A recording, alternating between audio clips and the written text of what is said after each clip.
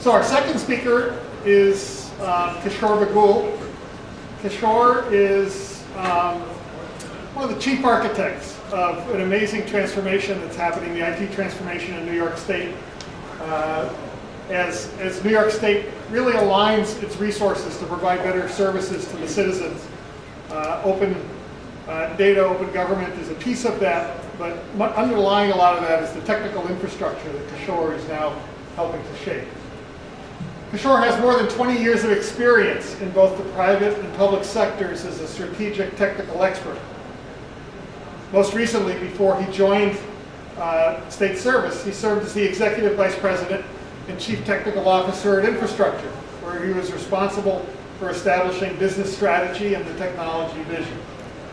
He developed the company's cloud services. He developed the technology roadmap for implementing a full range of cloud services. He's an entrepreneur and worked as a technology consultant, chief architect for a number of clients while he was there, including New York State. In that previous role, at what was then the State Office for Technology, he helped design, develop, and implement enterprise-class infrastructure and application solutions to support important and mission-critical applications. He designed solutions that promoted standardization across multiple data centers and application infrastructure to improve productivity and achieve higher satisfaction. Before that previous job, and starting his own consulting firm, Kishore held several design and engineering positions for large global companies serving clients in the United States, Australia, and India. Last year, in August of 2012, Kishore was appointed New York State's Chief Technology Officer, where he acts as Principal Technology Advisor to the New York State CIO, and he also chairs the Technology Governance Board on matters pertaining to enterprise architecture. In this capacity, he aligns the state's technology vision and architecture with their business strategy, helping implement the state enterprise architecture and technology standards that support the state's citizens. Kishore, it's a pleasure to have you on the program. Please welcome Kishore Bagul.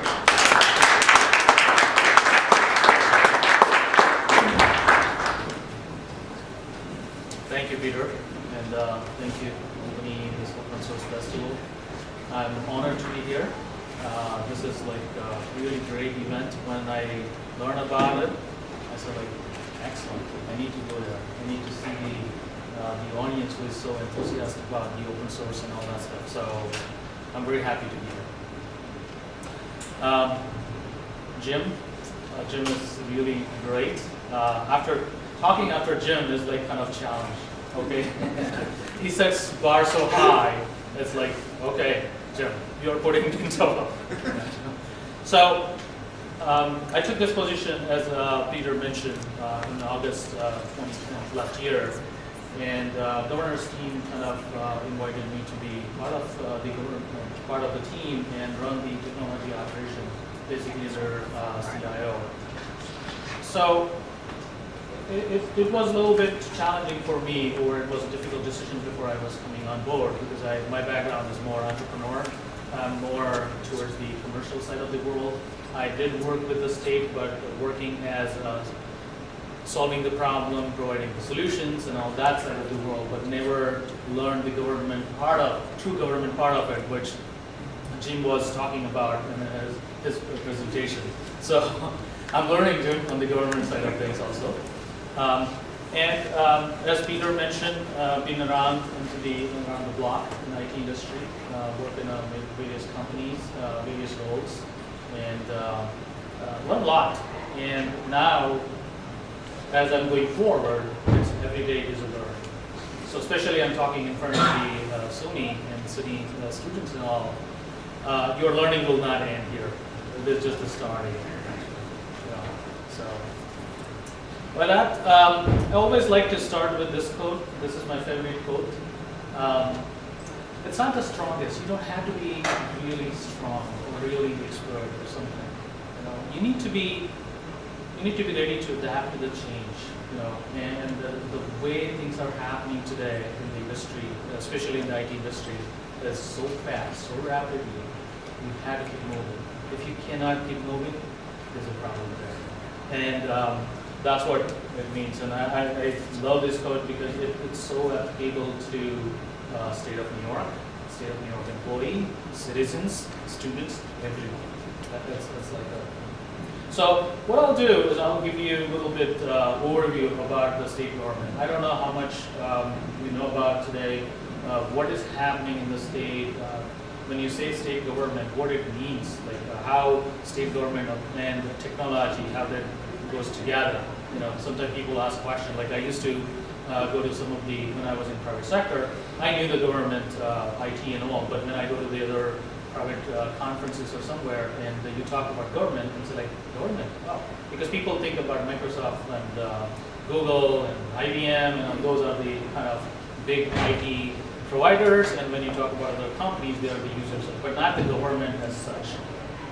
But government has a lot, and that's what I like to talk about. So this is one pictorial which we use in a couple of other slides at the various locations, just to give the idea about how the government is. Like today, New York State, we have, like Jim talked about some of the services which you leverage, like DMV, you go for the licensing, you go for your records, criminal justice, state police. You work with all these people day in, day out, you know, and you don't realize all these services has been provided by government. There is a whole IT shops behind it. So what was happening so far is like there were all siloed IT shops, siloed IT departments within the government, all different entities. We have about, under the Governor Cuomo, I think 46 plus state agencies, executive agencies, and everybody had their own IT shops. So this gives the kind of snapshot how New York State was spread across in terms of the IT shops, which is like 50 data centers, IT help desk, 87% legacy phone line where like you have that Centrix line or stuff. The project spends on consultant and all. This was really a scary picture so far. And there was no view for the enterprise architecture. There was no view for the, excuse me, for the standards. There is no standards. Like everybody wanted to do their own way. Each departments and everybody went and did the purchases and implemented the solutions and softwares and everything. So this is how it was laid out. So this was the problem. Now what we are trying to do in the government is like we are trying to change whole IT for the state of New York. And that's where we kind of divided into the two areas. One is the infrastructure services, where all the, sometimes we call it as a blinking light. It's not literally like that. But all the servers, storage, network, all those components, the infrastructure piece goes into the one organization. And then there is a application development and maintenance goes into the cluster environment. We call it cluster. The cluster means like the similar functioning agencies. Those are kind of cluster. Like if you talk about health agencies, like the Department of Health, Office of Mental Health, so those type of agency comes under the health cluster. So like that we have 8 clusters serving all different line of business if you talk in a term of commercial way. So that's how we are managing. And if you look at it, if I talk about like government as enterprise, the New York State as enterprise, we have today more than $1 billion spending every year on IT. We have a staff of 5,000 employees, about 4,300 or something plus consultants and all that stuff, right? So such a huge IT environment we have. And I don't know if people have that scope. Now people started getting the scope of like, okay, what is New York State? How it is, right? And all this stuff was done so separately, so individually. Now it is all coming together. That's where the state is moving towards the transformation. This is the IT transformation activities happening. And we have, as a government employee, there is about 150,000 employees we are serving. So when we call about our enterprise, state enterprise, it is 150,000 employees, 5,000 IT workers within that, and $1 billion+ worth of investment we do every year. And we are serving about 19 million New York citizens. That's the kind of scope we have from the New York State business point of view. So when we talk about government, this is the government, this is what is happening. Now, I heard about Jim talking about the crowdsourcing and all that stuff. That's a very important point. Even if this is such a big government, looks like a big government, but when you go to the department, when you go talk to the individual who are working on it, they will say like, oh, we don't have enough staff. We need to finish this project. We need to finish that project. You know, everybody is complaining about not having enough, whether it is the staff, technology, whatever. Is that right? That's where we are transforming. That's where we are looking into making change. And how that change will happen, it's not going to happen just within the government. I go back to our line, we the people, right? That's where the government comes into the picture. And that's how you link that crowdsourcing, the individuals into the government, bringing people into the government and having that true government, true enterprise, true solutions for the individual citizens. That's how I see it as a moving forward. So, as the agency, ITS, Information Technology Services, our vision is to serve the New Yorkers better, partner with the customers, connect with the professional, deliver low-cost services. So this is kind of vision line that we are striving towards. And how we will do it, we'll talk about it. And for today's point, for the open source conference, I want to make sure that I bring the point like how we are doing it. So there's my office of CTO, Chief Technology Officer. This is what our goal is. We need to align the technology vision to the business, the New York State business vision. We need to establish enterprise architecture, which can be leveraged across the agencies. This is the new organization we talked about, and develop the standards and guidelines and all that stuff, and create and foster the environment where employees they can learn, share, and collaborate with each other. So I'll just go quickly on this because I want to go and talk about the important point about the open source here. Is New York State government is adopting the open source? It's slow. We have to admit, in a state government, the issues are like when you want your services done, you need quickly services done. So somehow the impression is like only the branded product can solve the problems. There are such a big issues are there that can be solved with the large companies and all that stuff. That's partially true. There are some critical applications where life and death is important. Those are needed, but there is definitely room for the open source software. And that's where we're looking at it like, okay, we are slow, but we are adapting, and we will be moving forward. And I can talk about some of the examples which we are working on right now, which will show you how we are doing it. So why open source is kind of a little bit problem, or a little bit slow adoption in the government. The third factor. Same which you know, like it's free, but it's not free. Licensing, whether this license is okay or not. And I know there's one session after this about the software licenses and compliance and all that stuff. So those there are so many questions into this state government, whether I can use this, what is GNU, what is GPL, and all that stuff, right? Is it secure? ISOs immediately raises the flag. Like, oh, you're using open source code, you don't know who developed it, where it got developed, who knows about it, who can hack into it, all those kind of issues, right? And do you want your personal data to be exposed if those tools are being used? So those type of concerns are there. Why should I share my data? Jim kind of talked about data side quite a lot, and then he gave the feel for it, like, okay, what kind of data are there? And are we ready to share that or not? And as I said, like people are scared to use for the mission critical environment. You know, the large softwares, there is a somebody who can you go and catch their neck and say like, hey Oracle, hey Microsoft, you know, this is a critical application. Put 20 people here, solve this problem. Put your whole workforce to solve this. Solve your patch. How we move forward. We really, open source community, that's where it is going to help. And that's why I'm here today to kind of encourage open source, you know, encourage the community to come together and work together to solve some of the problems. We would like to increase the applications in a state government, which is like based on open source and also.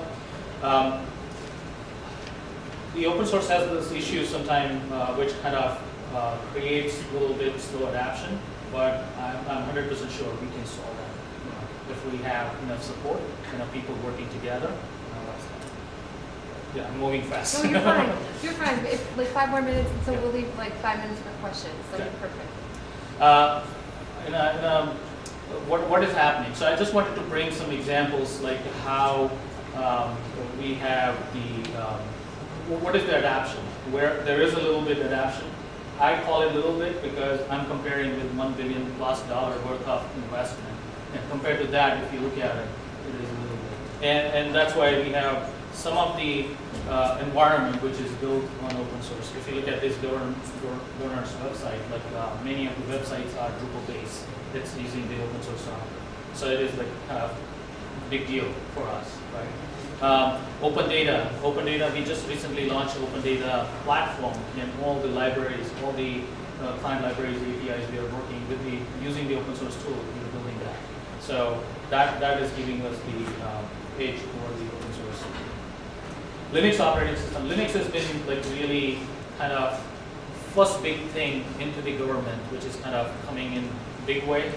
We are moving forward real heavily with it. These are the few examples of the New York State applications, which is running on that Linux platform today. And as we go forward, as we move into the cloud environment, there will be so much of adaptation of the Linux-based operating system, which is open source software. So that's how we are moving forward. Some of the development tools and all that stuff. So this is a list of a couple of development tools we are using today into the open source. And one thing is not there, which is recently, there's Lucas sitting in the audience. He kind of led the team from the state under my office direction to do the responsive web design using all the open source tools. And that is available on GitHub. So even if somebody is interested, please feel free to touch base with Luke later on. So this is the kind of tool we are using. Innovation. That's where we need to get to. And how do we get there? The state is ready. We are ready. We have a bunch of projects. The students are the great assets. You have a lot of things to offer. Students, faculties, we all work together. I've been having a bunch of conversation with Jim, Peter, and Teresa at the CDG. We're trying to build that kind of structure where everybody can come together, work on specific projects, and deliver something substantial. Not the ordinary website development or solving one application or something. We're looking towards developing something big. If MIT and Harvard and that level the things can happen, why not in New York, where we have so much of IT spending, we have support now from the state, and everybody's willing to do the things. So this is what we are looking towards to build the community. And concluding my slide, this is what I would like to say. This is what happened. This is a message from our governor and going out in the economic development side of it. Right? It's no wonder so many smart companies feel right at home today. Many of you are familiar with what's happening at the College of Nanoscale Science Engineering, how much the talent is coming there in that building, what is happening at the north of here at the Global Foundry, what is happening into the Rensselaer Technology Park, where some of the small companies are coming up. Peter runs Tech Connects, where a lot of small companies try to come forward. So there is so much potential for all of us to do something really big, something really innovative, something really important for us. So by that, I'd like to ask for any questions.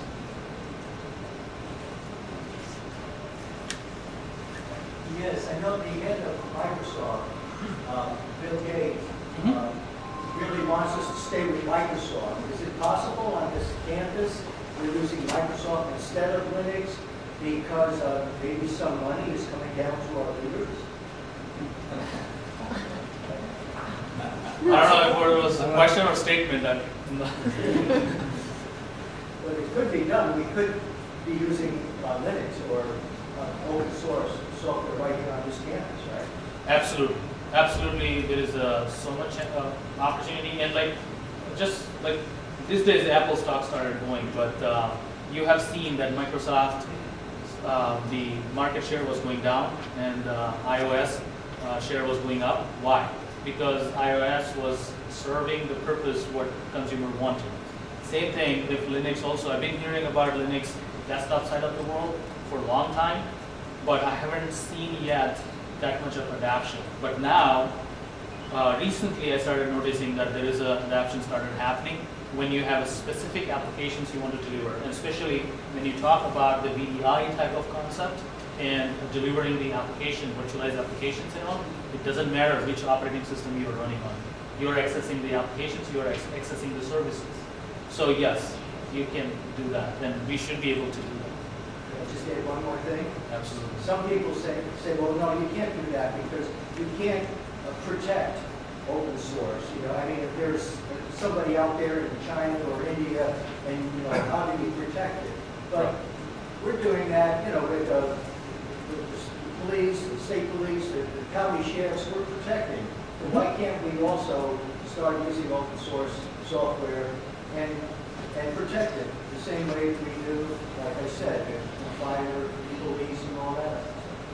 Yeah, absolutely, we can. And just to give you an idea about the state's ITS side, we have an office which is called EISO, Information Security Office. They are working on cybersecurity side of the world as well to protect or look out for those type of periphery type of threats. And same time, if you want to leverage or not to be afraid of that third factor I was talking about for the desktop, the desktop needs to be, the team needs to figure out like what kind of desktop they can publish to each individual that is secure, that has some protection built into it.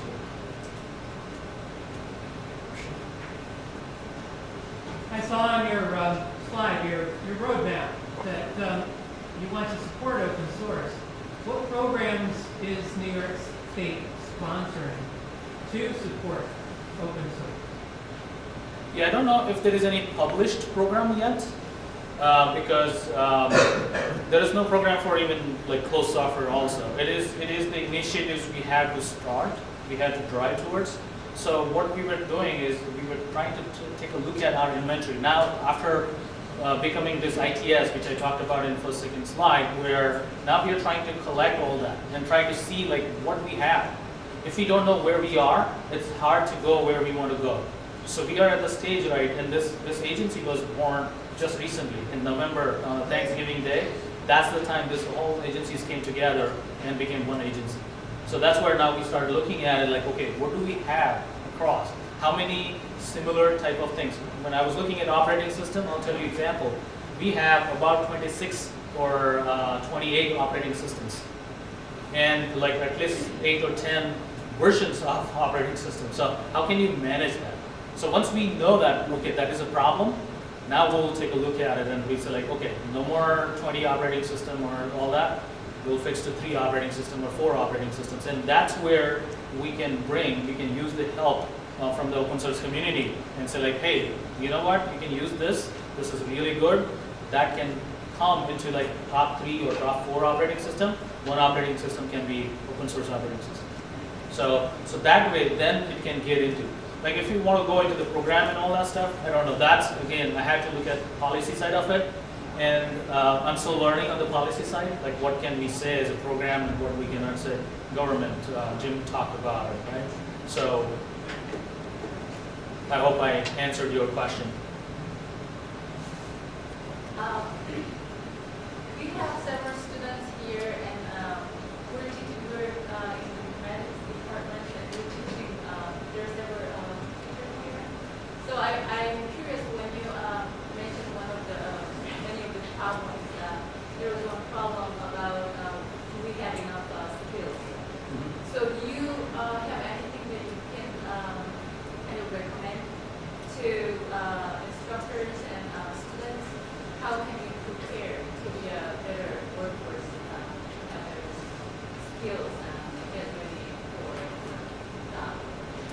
Excellent question, actually. And just before this, we were just chatting a little bit about this thing, like how we can help students to be prepared for when they get out, right? And we just started, and we don't have silver bullet. Let me be open and frank here, okay? We don't have all solutions here. We are working towards to create the solutions. with the help of everyone, right? We have two person part of my team. One Jensen is sitting there, and John is somewhere here. Yeah. So they work as a part of my team, and at the same time they teach here some of the courses. So when we meet in our staff meeting, I tell them, like, you know, you should take this information and share with your class. You know, and same time, it's not a one-way street. This other way, we are asking that I'm asking them too. When you look at the good students, somebody sharp, you know, start talking to them, start picking their brain, you know, get them engaged into what we are doing, let them know, you know, and we need to learn from students also, because it's like whole as I said in the first slide, change, right? The new generation is like amazing, you know, their thinking patterns are totally different, and how can we bring that thinking pattern into the government, right? So it's a big cultural shift for even government, how we think IT. So we'll continue that more, and we will look into some other programs. That's where I've been talking to Dean Peter, and we've been having some discussions, and we're trying to see, like, okay, what kind of programs will help to cultivate that more. One more quick question. Sorry, go ahead, Luis. One more. Following up on that question, could you tell us more about the deployment of VISTA in New York State and how the State University could better train the new generation that will have to take the system? One of the things that we are doing here is to teach the end language in the database that is at the base of the VISTA technology. So it would be interesting to see how students who are taking those classes could potentially go and do internship with the state or the organizations that are doing the deployment. Yeah, so we are working on those programs. We started actually. It's not like, as I said, it's not. Don't expect to have a guidebook or something, but we are having active conversation about that, and we are saying, like, okay, what program can help? Either bringing students and giving them the internship into the real workforce, or even bring some work to the class. Have all 35 or 50, whatever, I don't know what is the number of class today, but have whole class work on the project in the class. And somebody like one of our team member stay there in the class. So leave the class. So teach as well as do the real work which is needed there in the world, in the real world. Okay, thank you, Lily. Thank you so much.